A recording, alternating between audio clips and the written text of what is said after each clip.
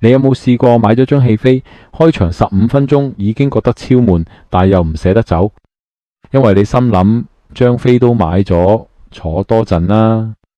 結果就係明明可以離開做啲更有意義嘅事，反而白白浪費多個鐘。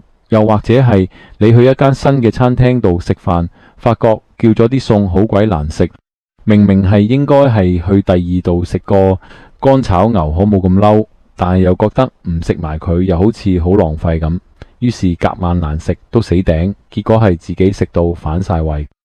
你明明已經蝕咗，但係就為咗唔想蝕，反而輸得仲多。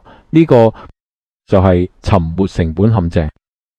如果你聽到呢度覺得有啲共鳴，記得 like、share 或者留言講下你自己嘅經歷。仲有記得訂閱我哋頻道，咁你就唔會錯過我哋之後其他嘅建築視頻啦。我係太平洋專藝事務所嘅 Jimmy Woo， 你嘅註冊建築師。咁沉沒成本 sunk cost 係咩嚟？簡單講啦，就係你已經用咗落去收唔返嚟嘅資源咁例如時間、金錢、心機。而最危險就係你明明知道繼續落去冇結果，但係因為唔甘心放棄，就繼續投入更多，結果越陷越深。呢個概念唔單止喺生活入邊見到，喺建築裝修呢行更加普遍，甚至可以話係最貴嘅教訓。講開沉沒成本喺建築界可以話係災難級總服。我自己做建築設計呢行，每年都有3-4個業主攞住一份我都唔知點形容嘅圖嚟我公司揾我幫手執手尾。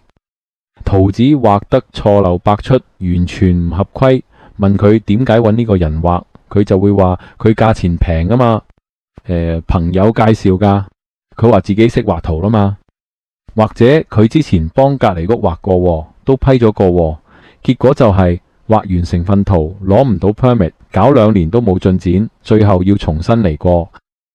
之前呢，我試過有個業主揾咗一個繪圖員幫佢搞設計，結果拖咗成2年，到後猛咁打電話追住問進度，對方就同佢咁話：哎呀，我身體唔得啦，醫生話我有絕症，搞到個業主唔好意思再催，仲會同自己講可能佢真係有病呢。但實情係點嘅呢？我話你知，我10幾年入邊至少聽過10幾次呢個故事，其中起碼有2個繪圖員係死過2次以上，套路相同，只係換咗個苦主啫。另外有個業主揾咗一位 draftsman 設計佢間新屋，然後設計半年，畫圖半年，對方話已經申請緊，叫佢放心等。結果業主等咗成年都冇聲氣㗎，跟住個 draftsman 開始冇覆佢 email 同埋電話。擾攘咗成年，業主覺得唔係辦法，於是周圍問人點算，最後有 contractor 介紹佢嚟揾我幫手。結果我一查 DPP 網站，發現個 draftsman 根本冇入過圖去申請 permit。成件事其實根本未開始過。當我話俾個業主聽嗰陣，佢個反應簡直好似嗰啲網上情緣詐騙案裏邊啲警察話俾個受害人聽佢個網上女朋友其實係個麻甩佬嚟嘅時候，個受害者當時嘅表情同我嗰個業主好似 copy 出嚟咁，一句講晒，七情上面，之後原地爆炸。你可能會問，我而家搞緊個項目會唔會其實已經中伏？以下幾點你可以自己 check 一 check 啦。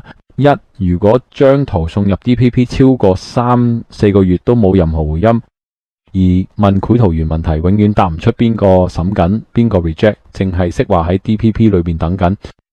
喺3，成日話唔舒服、有事忙 DPP 嘅問題。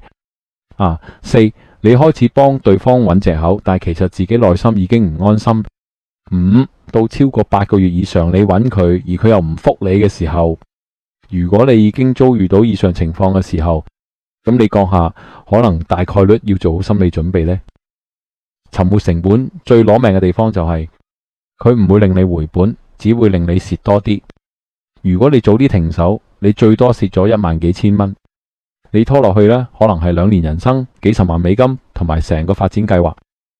唔好等到你爆血管先發現，原來一早應該停手。有一句說話講得好啱專業嘅可能唔係最平嘅，但係唔專業嘅就肯定係最貴嘅。希望今日呢條片可以幫你清醒少少，避開沉沒成本陷阱。如果你都試過類似情況，留言分享你嘅經歷 ，like、share 同埋記得訂閱我哋頻道。我係 Jimmy Woo，太平洋專藝事務所嘅註冊建築師。下條片見。